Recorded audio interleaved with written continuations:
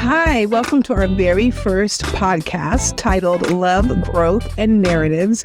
We have been talking about doing this podcast for a very long time as a couple, and now we're finally getting it going. I'm Tiffany. I'm Freddie, and I really think that you will enjoy the content, the things that we have to talk about, and we're really excited to get this going. Yes, I've been wanting to do this for a long time, even before I met Freddie, but being together inspires me to want to have these conversations, actually share these conversations that we typically have together all the time. And we just like to bring other people in on our conversation. Yeah, we've had, because of what's happened in our individual lives and how we came together, the way we approach our relationship has become very interesting, and it's something that we're very proud of and something that we want to share with others. Hopefully everyone will be able to walk away with something from this podcast, either something you agree with or something that you want to bring back to your community and talk further about it. We hope to just open up and get conversations going that maybe people sometimes aren't comfortable having. Yeah, it's important to know that, we're doing this as learners, as lifelong learners. And so we're always interested in any diverse opinions. If anyone sees as something that we say could be strengthened or is just way off, we'd love to hear it, and we'd love to learn from others. So we're excited, and we hope that you're excited too. We wanted to give a little bit of background about who we are as individuals. Again, I'm Tiffany. I'm 54 years old. I identify as a Black woman. I'm straight. I am originally from New York, but I've been transplanted in Los Angeles for quite some years. I'm a teacher. I'm an only child. I'm a daughter to my mom. My family is small. I do have a cousin who lives out here, and I have extended cousins, but I don't really know a lot of the family in New York. I would consider myself liberal, but not in the way that the word has been used to be sort of a derogatory term. I believe in love. I like music, art. I believe in getting to know lots of different people from lots of different cultures. That's how I grew up, and that's what I'm used to. So I'm very familiar with a lot of different types of people, and I'm comfortable around a lot of different types of people. What else? I've never been married. I don't have any children of my own, although I consider my students children, and I now have a stepson to be, and also some other older adult stepchildren. What else about me? Like, I'm an introvert. Not everyone believes that, but I am. My battery goes down pretty quickly if I'm talking too much with people or listening too much. I just need a break and I need to recharge. But I do enjoy people. I definitely consider myself a humanitarian. I love all things people. I love to hear stories and learn about people in the past. I think that I'm a very loyal person, sometimes at a fault. I'm very helpful and giving and kind, again, also sometimes at a fault, but I'm working on that. I like scrolling on social media. That's a way that I kind of escape, something that I love to do. I love learning about new things. While I know that social media can be a negative thing, I found it to be very positive, learning about, the history of Black people or other cultures as well that I would have probably never found out. I never found out for sure as a student. So I appreciate that. I appreciate learning about new things and new people, and it helps me grow new ideas, new ways of doing things. I believe desperately in love. Thank goodness that I do, because I would not have I wouldn't be where I am today, which we'll talk a little bit more about that in a bit. I am kind of the type of person who is, I would say I'm an empath. And so I'm always looking and feeling and noticing everything about everyone. And I constantly try to help and fix things.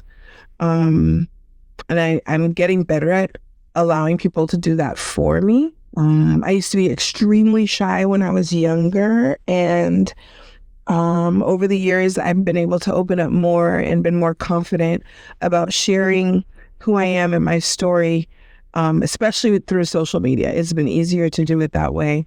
I have a story where I've gone up and down through weight loss, so that's been a struggle, and that's kind of how I got a pretty good following on social media from a weight loss that I had some years ago.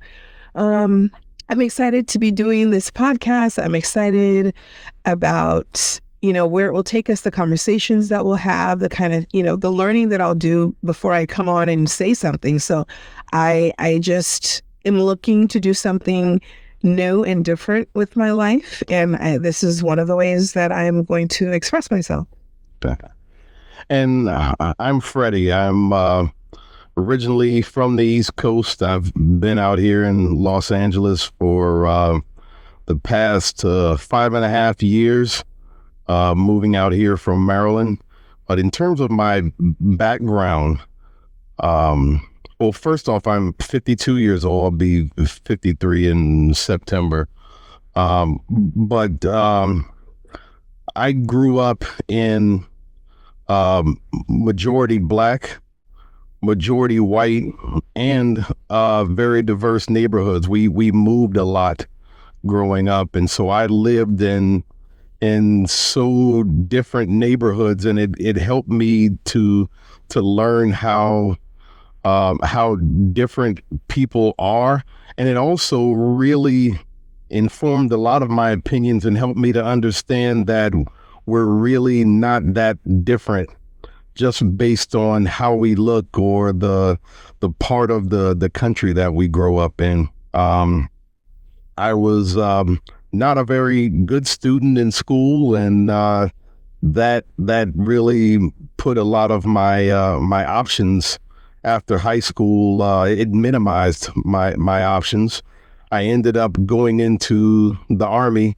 I was in Army intelligence, starting off from 17 years old, having to get parental consent to even join the military.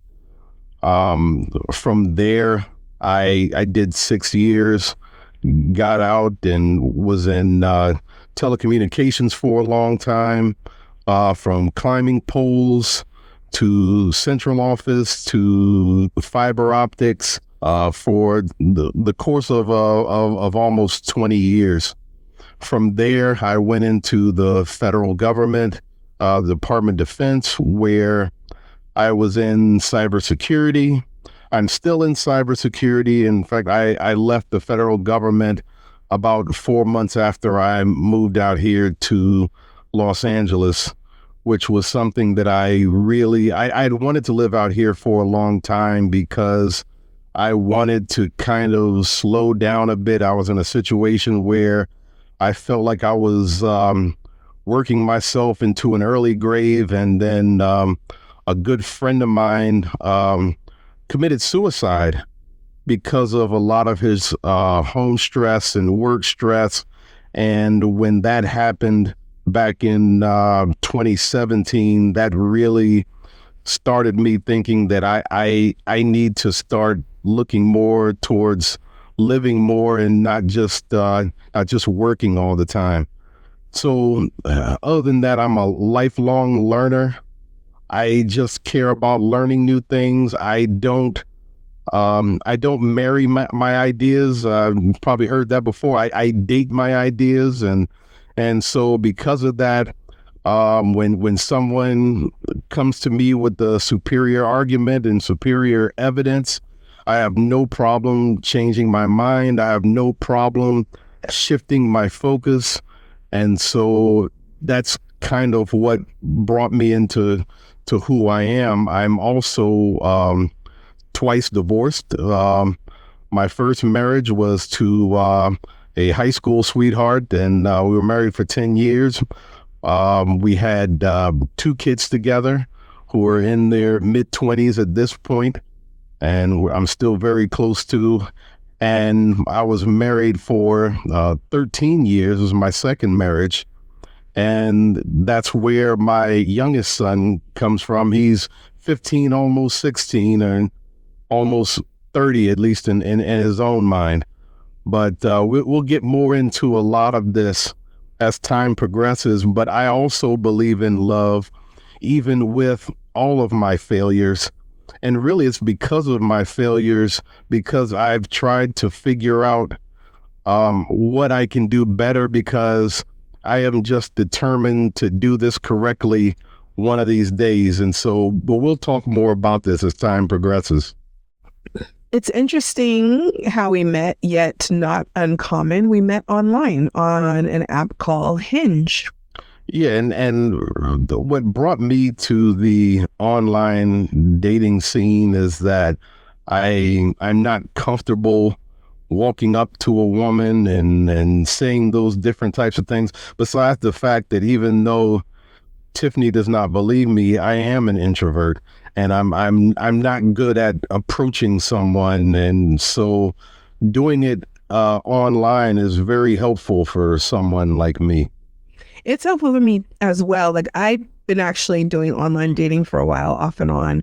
But it's just really hard to meet someone as you get older, and all the places they say that you can meet someone, it just wasn't happening. So I felt like online was a good way for me to go. So I saw Freddie, and what actually caught my eye was his smile. He has this dynamite smile. So I swiped on him. There were some things where I was like, oh, all his pictures were around running. And I thought, oh man, like I had already done that whole fitness lifestyle thing. And I thought, oh, am I going to be able to get back into that? Am I going to, be able to support that? But his smile actually really got me. So I swiped on him, and he replied that same day with asking me questions in the app, like a pretty deep question in the app. And I thought, I'm not about to sit here and type my life out. I immediately gave my phone number and I said, let's talk on the phone. Yeah, and real quick, backing up just a little bit, when she swiped on me and I saw her and I kind of compared her profile to others. Now, I found her to be just beautiful, but to me that wasn't enough. And so I kind of tried to dig in and figure out, what would be different about her. And one of her pictures, she was wearing this T-shirt that said, let's have a moment of science. And being the nerd that I am, I said, okay, this is the type of woman I want. She's beautiful, and she thinks about science and stuff like that. So that really that really captivated me. So I said, I need to figure out who this is. And so what I didn't want was, with many of the other conversations I had with young ladies online, is that you have this this incredibly awkward dance of, hey, how you doing? Okay, I'm good. Okay, how was your day? It was good. And you're trying to find a way to actually have a conversation without just breaking into it. And so I figured with Tiffany, I would just start asking questions right off the bat. Let's get away from a lot of the initial niceties, and let's just figure out whether there's any chemistry here or not. And so I was shocked when she replied back with her phone number. I said, oh, this is awesome. And so we got a chance to talk. That conversation lasted, I believe, about 3.5 hours, somewhere around that. And then for the next several nights, we had conversations that were lasting hours. And I said, this is really what I like. And what was great about it was I was asking her some pretty deep questions in the beginning, and the fact that she didn't hesitate to answer them was great for me, because I'm at an age right now where either this is going to work or it's not going to work. So I don't want to go through and be the great guy right off the bat and let her be the great woman right off the bat, and then we eventually figure out who each other is down the line. I wanted to kind of skip to the ending and start to really dive into who she is and let her dive into who I am. and we just had awesome conversations. We did. We had great conversation. And what I appreciated was the conversation was so different from most other conversations where, there's a red flag, the man is saying something off, or inappropriate, or just something that was a complete turnoff. And I didn't have that. So that was so nice that, I could see that he was serious and he wanted a relationship, which is what I wanted. And I had kissed enough frogs, but I still tried to keep my heart soft. And I'm glad I did that because, Freddie has so much of what I've always wanted. I've written many lists and vision boards of the type of relationship that I've wanted for as long as I can remember. And I feel like I have that. Yeah. And one of the things was, instead of starting off by saying, I'm this great guy and all this kind of stuff, I kind of started off with the warts, with some of the things that maybe would be less attractive or would be less compelling about me. I said, hey, I've been married twice. I have 3 kids. My youngest son still lives with me, and I'm going through a court battle to maintain custody of my son, and basically just broke down, here's who I am, here's where I am. And that way, if this is too much for you, I get it, but then we can end now and we don't have to worry about feelings getting involved. And Tiffany was still interested, and she was able to let me know some things about her. And so the fact that we started that way was just something so different. And I had never done this before. I'd never successfully done this before. So it was a great experience. Yes, I'm really happy that we met, and that'll take us to our next interesting fact session. So we kept talking on the phone, and we decided that we were going to finally meet. And I was trying to find a restaurant where the food was nice, but I wanted to have a quiet environment where we could talk. And so I'm looking basically on Yelp because, I was still relatively new to the area, wasn't sure exactly where the best place to take her. And I found this place in Culver City called Rush Street. And, it was highly rated and everything. Unfortunately, I didn't realize until I got there that Rush Street is a sports bar. Or was. It was. There. Yes. It was a sports bar. And there was a big basketball game going on and a lot of yelling and screaming. So we were there for at least a couple of hours, I think. I think 3 or 4 hours. Yeah, 3 or 4 hours. And we were yelling back and forth at each other. I had brought 36 questions with me, and I didn't come up with these questions. I don't think I just sat around trying to figure out some questions. But I found this this New York Times article about 36 questions to find love. And I was like, you know what, this would be something good to open up with, to just kind of, break the ice. But it took us so long to get through it because we couldn't really hear each other because the place was ridiculously loud. But we can move on from that. Well, the date was a success. And he took me out again the next night for acai bowls. And then, fast forward to where we are now, a little more than 2.5 years later, we now live together. I think we moved in together a year and a half, maybe a year. A year ago. It was June of last. It was a year ago, but I'm saying from the first, when we started dating, how long after we started dating? About a year and a half after we started dating. And we moved in together in June, and by December, he asked me to marry him. So we are now engaged. And then, in 2024 we were hit with a lot of different things. So in this short period of time we've been together, we've been through a lot. in February, so just a couple months after we got engaged, my mom had to have bypass surgery. And then the very next month, Freddie had hip surgery, which was the second hip surgery since we've been together. So we have gone through a lot of take off of work, but it's been great. Like, living together, I was a little scared because I didn't grow up, like I said before, I'm the only child, so I'm not used to really sharing my space. And I've been living alone. I've never lived with someone other than my mom.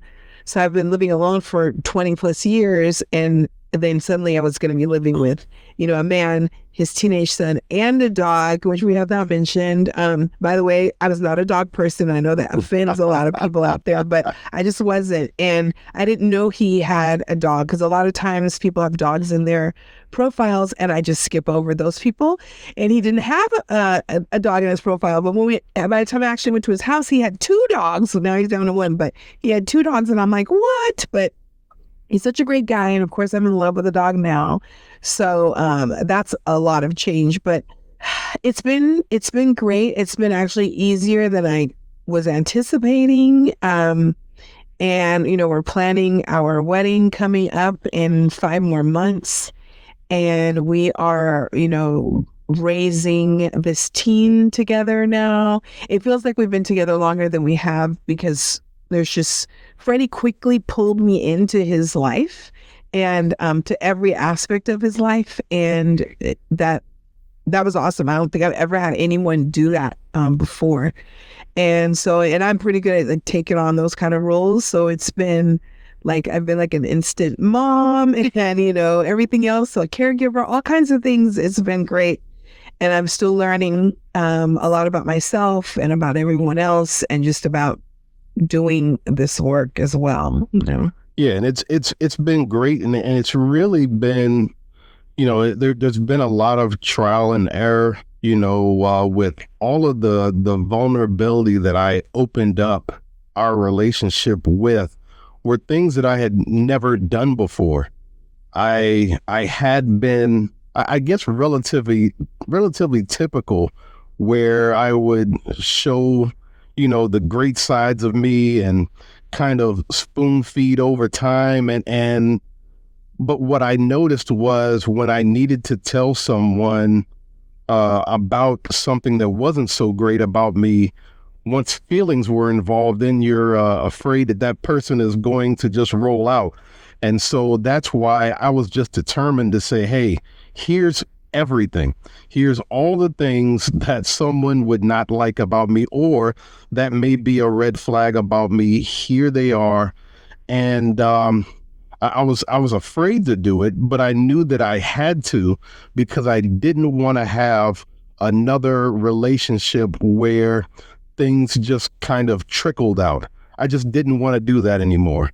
And so besides the 36 questions, I listen to the Jay Shetty podcast here and there. And one of the things that he was talking about, this was some years ago, were the 3 questions. And that he was doing with his wife. And I said, you know what, I'm going to try this with Tiffany. And so every Sunday, what we do are the 3 questions. And the 3 questions are, what are you grateful for? What are you struggling with? And what can I help you with?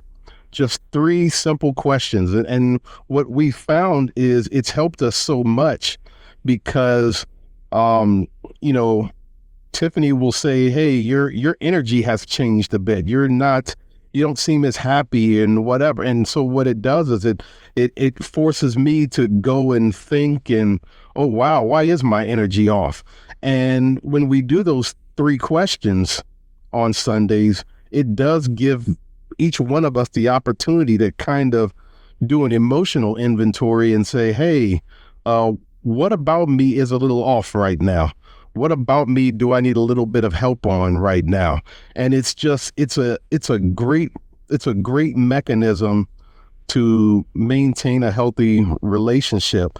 But these are things that I have just kind of learned on the go. These aren't things that I had some grand plans on. It's just that I will read something or hear something and say, I want to try that and let's see how it works out. And it's just because at this age, I really want to do it right. I want to have a successful relationship, and I know about my failures in the past, and I've really tried to learn from those. And um, so yeah, I mean, so now we are engaged and getting ready to get married, and but a lot of people are saying, "Hey, you really moved fast into this." And the more we talk about our relationship, the more it'll make sense why it moved at the pace that it moved. So, what are we going to talk about in this podcast? So, that's why we call it Love, Growth, and Narratives. We'll switch off each week with a different a different one of these. And so the first week, or this next upcoming week, we'll talk about love. We'll talk about our love. We'll talk about the love of people around us, and, how that evolves over time, and the things that we've learned, and all of those types of conversations.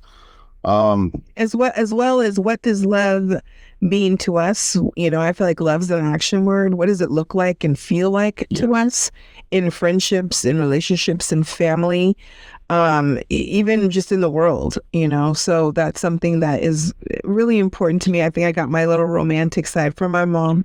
So, and Freddie actually calls me love. That's how he refers to me, which is so special to me.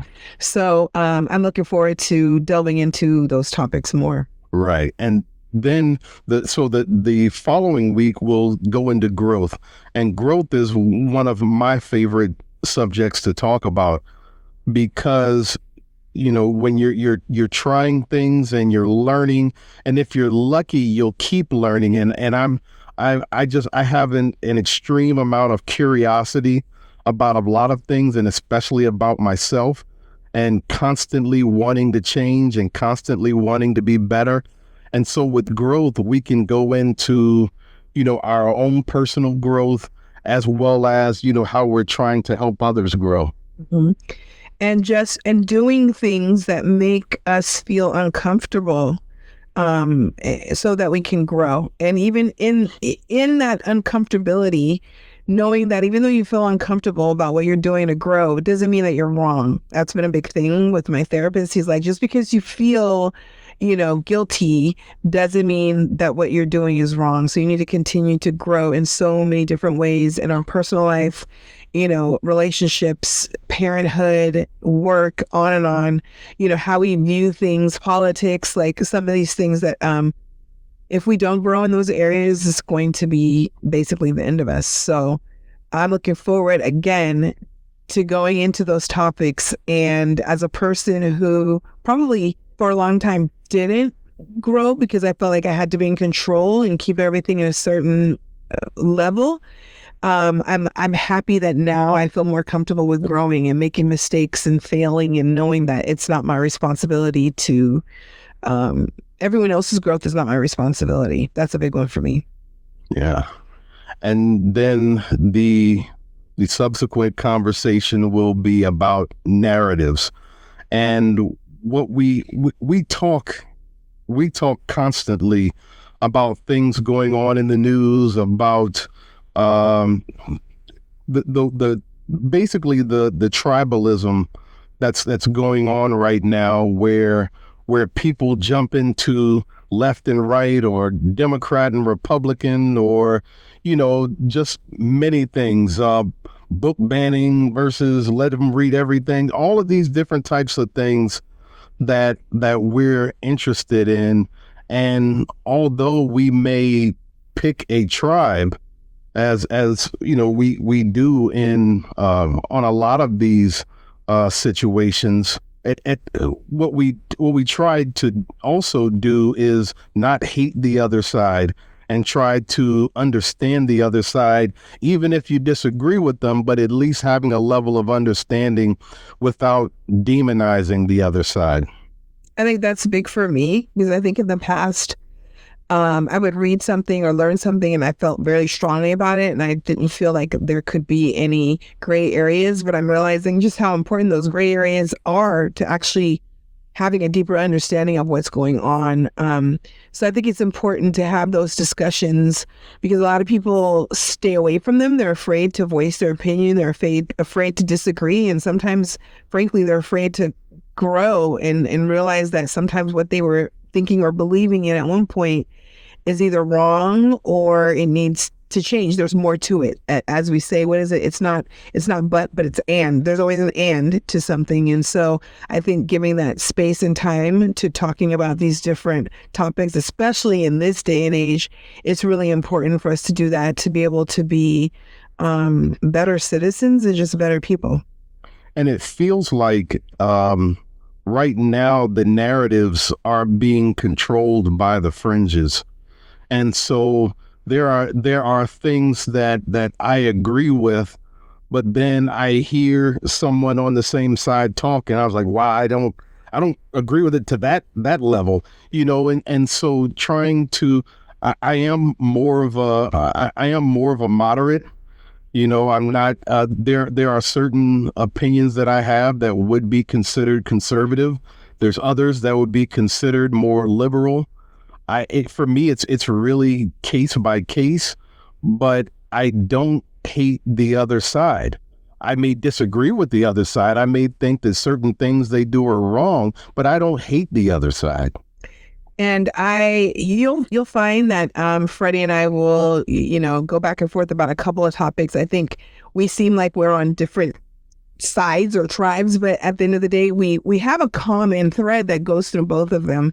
But I tend to be a little more liberal in my thinking about certain topics, but I do see his side and his point of view, and he also has a lot of knowledge about a lot of different things, and so he's been able to broaden my scope on things. And so I'm looking forward to us being able to share that with all of you. I hope you enjoyed and are intrigued by our very first episode, getting to know a little bit about us, a little bit of our background.